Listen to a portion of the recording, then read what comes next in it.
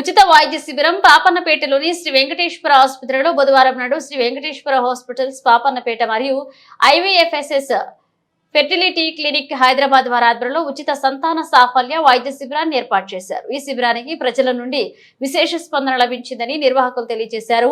పాపన్నపేట మరియు టెక్మాల్ మండలాల నుండి సంతాన లేమితో బాధపడుతున్న వారు సుమారు 65 మంది ఈ శిబిరానికి హాజరయ్యారు. వీరిని ఫెర్టిలిటీ స్పెషలిస్ట్ డాక్టర్ శృతి ఉచితంగా పరీక్షలు నిర్వహించి సమస్యలు ఉన్న మహిళలకు సలహాలు సూచనలతో పాటు మందులను కూడా పంపిణీ చేశారు. ఇలాంటి ఉచిత వైద్య శిబిరం సుదూరంగా వెళ్లలేని వారికి ఎంతగానో ఉపయోగపడుతుందని నిర్వాహకులు నవీన్, వెంకట్ గౌడ్, విఠలేశ్వర్, రవీందర్ తెలియజేశారు.